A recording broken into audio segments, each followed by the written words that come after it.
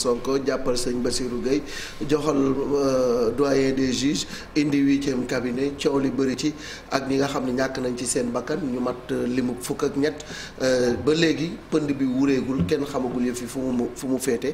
Adji Sarr génn bërki démb def déclaration date bi ñëwaat na 1 an après lan moo xew. li xew 1 an après mooy que dañ ciy joxoñaat baaraamu tuuma sunu justice. boobu mooy bu njëkk bi beneen bi aussi mu posé waat beneen question de souveraineté et d'indépendance par rapport à nos affaires domestiques yi nga xamante ni day xew suñu biir réew.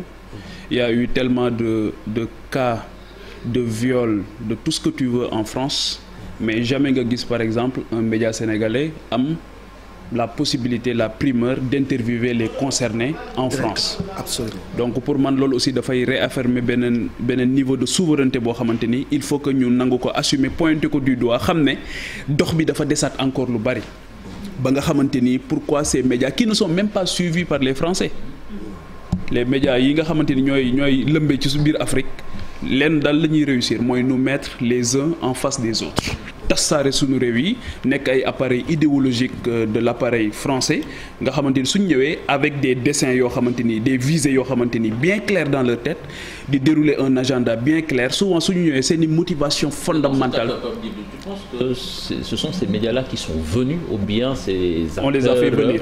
On les a fait venir pour internationaliser dans un cas comme dans un autre. Dans quel intérêt? Waaw exactement qui a intérêt. mais c'est une stratégie. C'est une stratégie mais li ma bëgg pourquoi may taxaw ci médias yooyu ne français yi sax daanaka duñu leen seetaan tu sais mën nga waxtaan ak ay français yu dul jeex pour ñu xam rajo France Internationale wala pour ñu xam France ba ci France 24.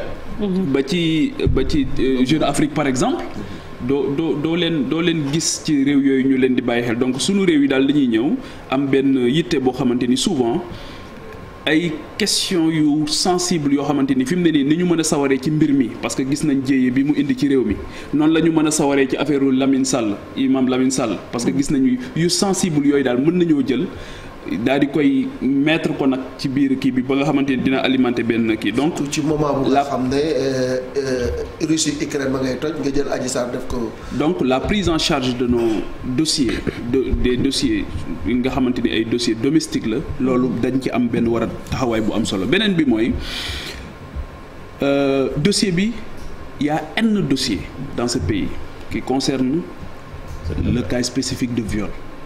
mais boo xoolee dossier bi traitement bi mu am ni mu particulier ma ne dañ ciy joxañ baraamu tuuma justice parce que on a vu dans ce pays-là que la justice quand elle veut être rapide elle est rapide. Quand elle veut être lente elle est trop lente. parce que et puis Pape Djibril Doguma la est-ce que également li waral coow li bokk na ci Ousmane Sonko mi nga xam ne. actuellement kenn mënu ko weddi c'est le chef de l'opposition. élection présidentielle mu dem pour une première participation il a fini avec de très bons résultats. ce qui est évident ça va compliquer les choses ça peut compliquer les choses mais ça devrait pas compliquer les choses parce que c'est un justiciable comme tout le monde. Khalifa Sall dafa nekk député nekk maire de la ville de Dakar et que bi ñu actionné justice gis nañ ne justice. da ko désarmer complètement. daf ko désarmer totalement rapidement à sa plus simple expression. exactement mu nekk un citoyen très ordinaire ñu jël ko teg ko ci yoon donc pour man. li nga xamante ni teg nañ ko Khalifa Sall lan moo tax waruñu ko mën a teg Ousmane Sonko d'autant plus que. teg ko Karim Wade tamit. teg ko Karim Wade. Sénégal il y a eu l'obstacle quand même. Sénégalais yëpp tëdd di nelaw guddi ñu jël Karim Meïssa Wade dugal ko ci avion ba tey jii kenn xamul dans quelles conditions. ni la justice sénégalaise ni la justice qatari kenn weguñu askanu Sénégal ba wax leen li xew dans ce dossier là.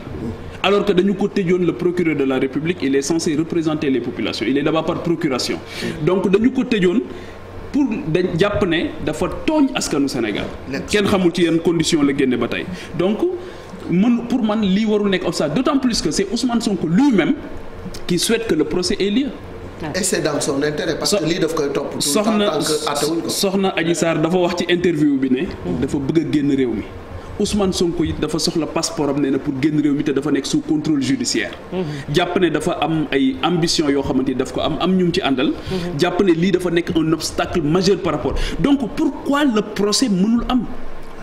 pourquoi le procès mënutul am. Pape Djibril, est-ce que tu foogoon ne bu ñu comparer ak Khalifa Sall Karim Wade c'est que parce que il y a eu l'obstacle quand même de la population des jeunes yoo xamante ne dañoo taxaw rek. mais pas du tout. voilà mais en tout cas problème yi jot a am bis boobu noonu voilà et puis est-ce que l'État aussi dans son droit de préserver l'ordre dans le sur le territoire est-ce que du loolu tamit moo xaw a yéexal mbir yi. waaw mais il faut que ñu xam lan la ñu bëgg xam nga loi moom caractère général et impersonnel la.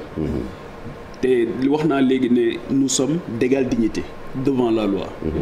leneen li mooy man mënuma lier systématiquement le viol wala l'accusation de viol ak les événements du mois de mars. parce que président ci boppam moo ne dañ koy dissocier. donc cela veut dire que le viol en tant que tel wala l'accusation de viol en tant que tel il faut que ñu traiter ko mu féete ci sunu ginnaaw léegi nag ñu ñëw nag par rapport au soulèvement populaire par rapport à cette frustration bi ministre bi doon wax qui aurait causé plus de 14 morts et que mënuñoo am 14 morts peut-être que ñun deele wuñu ci waaye ñi dee ñëpp la ñu bokkal parce que ñoo bokk réew mi. Effectivement. mais tey jii ñooñu nga xamante ni deele nañ tey jii. on doit rendre justice rien que pour ces personnes-là. exactement te ñooñu at a ngi nii. kenn yëyu ci kenn yàbbuyu ci personne n'est responsable. mais président amul droit sax fekkee moom dafa jàpp ni dafa dissocier yi fii warul am droit nit ñëpp xalaatee noonu parce que à l'origine c'est Ousmane Sonko qui avait appelé au mortal combat. yëf yi foofu la commencé. Il y a eu que ce bouclier humain là qui l'a empêché d'aller au tribunal. yëf yi fa la commencé c'est l'élément déclencheur. donc ça veut dire que forcément tout cela est lié quand même. mais xam nga justement c'est-à-dire que c'est là aussi où la justice doit montrer son indépendance et sa force. parce que sëñ bi am na fu ñuy egg gis nga les plages de confiance justice daf ci bokk comme ni ci presse bokkee comme ni ci administration territoriale bokkee réew dafa am ay plages de confiance. donc la justice rek moom moo mën a wax est-ce que lii mu woote mortal combat la est-ce que droit de résistance bi dañ koy dugal ci appel à insurrection wala quelque chose comme ça il y a que la justice qui est habilitée à qualifier ce que les uns et les autres disent dans l'espace public. justice rek moo ko mën ñun ñii ñëpp kenn mënu ko ci mën nañoo nag am suñu appréciation en tant que on est arrivé à un moment boo xam ne dañoo dem ba jàpp ni la pression populaire a eu raison de la justice. oui mais le président il dit avoir compris c'est la première institution mooy la clé de voûte des institutions. moom nee na il a compris que ce qui était à l'origine de cet embrasement là c'est un désœuvrement et une frustration boo xamante ni né du Covid ak yooyu xam nga tamit on ne peut pas être plus royaliste que le roi. même si on est en république on ne peut pas parler de roi. ba pare 31 décembre bi jiitu mois de mars bi moom moo toog ci télé bi aussi wax loo xam daf ko dugal. parce que dafa wax ne bu ñu tooñee nit wala bu nit nekkee en cause nee na ñu indi dossier bi. ci ministre de la justice mu ne ko ministre de la justice non mu ne ñu indi ko ci procureur mu ne ko procureur di woo ñu ne ko ministre de la justice mu ne ko ministre de la justice di woo ñu ne ko le président mu ne koo xamante ni bu ñu ko tëjee réew mi tàkk est-ce que dinaa bàyyi ñu tëj ko et il venait pour moi benn coup de jarnac la doon def à la justice. Et c'est ça qui complique davantage les choses. Quand on dit séparation des pouvoirs quelqu'un là-bas qui fait partie du plateau il est loin mais il est là. Chérif Atia xam naa lan mi baa ngi xasan Chérif ñëwal. non dama mooy li Pape question bi ma koy laaj mooy parce que médias yi Adji Sarr fa la defee déclaration yi parce que dañ naan France mais boo xoolee journalistes yi fa nekk ñi ko bind sa wala am na ci ñoo xamante ne ay doomu Sénégalais est-ce que amul loo xamante tamit dès le début moo yàq dossier bi mooy mbiri théorie du complot bu waxee rek na doon complot alors que sur les faits doomu Sénégal la bu jàpp ni dañ koo tooñ mu dem ci yoon est-ce que yoon warul leeral ba nga xamante ni ñaari parties yi am intérêt à ce que mbiri leer nañ. Adji Sarr ñun ñëpp Adji Sarr c'est une sœur c'est sunu rakk la sunu jigéen la sunu lépp la bu ñu sañoon tey mu recouvrer sa liberté. yaa ngi dégg amul benn sénégalais boo xamante ni man le 29 décembre passé maa ngi la koy wax. maa ngi passé toute la journée au camp pénal ci jigéen ñi. waaw. Liberté 6 fii mais gis naa fa ñu nekk dans le même cas d'espèce. C'est ça. ñoo xamante ni ay lu gën a métti moom moo leen dal ñu nekk foofu pour man ñooñu traitement ba ñu yelloo. ba ñu bi Adji Sarr am moom la ñu war a am wala ba ñu am moom la Adji Sarr war a am. c'est-à-dire que amul kenn koo xamante ni tey et pour man le phénomène du viol nekk na un phénomène boo xamante ni traumatisant. C'est un fait très grave. ba waruñu ko non seulement waruñu ko politiser. mais nous avons tous intérêt à tirer cette affaire au clair. ba pare buñ ciy jàngat nag ñu def ko opportunité ba nga xamante ni dina mën a tax ñu ne lii dootul am mais je suis d'accord avec toi c'est-à-dire que tey jii pour man Adji Sarr c'est-à-dire que lépp loo xamante ni yelloon na ko ci droit yoon may ko dañ ko war a jox ba mat sa kenn mënu ko bañal comme aussi Ousmane Sonko li nga xamante ni yoon may na ko ñu jox ko ba mu mat sëkk et que fa mbaxana doonee benn ñuy ñaan yàlla mbaxana doon fa benn ba nga xamante ni kooku dina mën a wax le droit rien que le droit. Parce que loolu rek moom moo mën a apaiser aujourd'hui les cœurs et les esprits. D'autant plus que comme je l'ai dit tout de suite Adji Sarr nee na moom dafa bëgg a génn réew mi suñ sañoon lépp day jeex mu bañ a génn réew mi toog ci ay mbokkam. Ousmane Sonko nee na moom dafa soxla passeport am parce que dafa bëgg a génn réew mi tamit te fi mu ne nii contrôle judiciaire bi épée de Damoclès la boo xamante dafa nekk ci boppam. donc lillahi wa rasuli mais vivement le procès. nañ ko àtte comme ni ñu àtte tey jii Barthélémy Diaz le 18 vivement mu xam fan la féete parce que moom tamit affaire bi yàgg na. bii tamit mi ngi bëgg a yàgg. parce que tey jii su Adji Sarr il a des ambitions présidentielles. parce que tey li mu effacé ko. parce que tey quel sera ban suite la procès bi da am bu Adji Sarr amoon asile boobu tey ba génn. li muy souhaité nii su ko amee mais procès bi kañ lay am. et ça restera toujours voilà. procès bi kañ lay am. donc loolu tamit voilà gisuma jurisprudence boo xamante ni. je pense que dinañu ci mën a dimbali. je pense que bu asile boobu muy wax c'est ci cas boo xamee ni procès du am que loolu la yaakaar parce que moom soo koy dégg muy wax dafa mel ni que.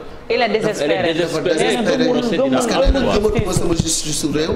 mel na ni dañu ragal Ousmane Sonko ba kenn ñemewul àtte mbir mi alors que lu ñu war a àtte la mu féete boor aussi bien dans l'intérêt de Ousmane Sonko que dans l'intérêt de Adji Sarr. waaw bi ñu décidé di vivre en société di vivre en république justice rek dafa am parce que conflit mënta ñàkk ci société. société humaine yëpp day am jàppante day am ay dysfonctionnement day am ay njuumte day am waaye il n'y a que la justice moom moo war a ñëw.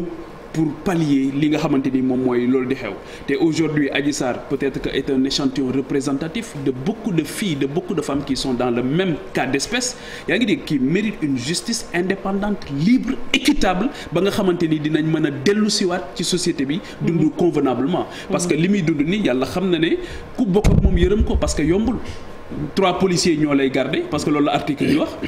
changé nga 5 fois fi nga xamante ni foofu nga dëkk. en une année mënatoo gis say amis d'enfance peut-être. mënatoo gis say bopp bala ngay nelaw da ngay justement parce que aujourd'hui peut-être que Ousmane Sonko est dans le même cas d'espèce parce que tey jii nga am événement boo xamante ni dafa am jóge ci loo xamante ni jàpp nañ ne yéen da ngeen a bokk ci li nga xamante ni moom moo ko sabab. fukki nit ak ñeent sëñ bi bakkanu doomu aadama dafa fort. fukki nit ak ñeent faatu ci mais il faut être très costaud il faut être très costaud pour dormir sans somnifère. ñenn ñi ñàkk ci seen liggéey. Maintenant li Chérif wax léegi par rapport aux médias français dans cette affaire aussi il a beaucoup été question de la France et des affaires françaises dans notre pays. loolu tamit. boo xoolee même station Total yi et cetera te foofu tamit on s'est rendu compte. ay sénégalais am nañ fa ay actions les emplois aussi c'était des sénégalais muy njubte goo xam ne comme ni ñu ko doon waxee est-ce que mën nañ koo xëpp rek France alors que jëf yi ñi nga xamante ni ñoom ñoo ko jëf ban koy jëf du ay français ñoo leen jàpp yóbbu leen ci salon de massage. ce qui est évident man li ma jàpp mooy ce qui est évident mooy la France regarde ce dossier avec beaucoup d'intérêt. Très bien merci beaucoup Pape Djibril ci jàngat bi. 9h jot na ba tegal ñetti simili léegi ñu dem ci ñaari yéenekaay Groupe Futurs Médias laata ñuy jeexaleeg météo en express.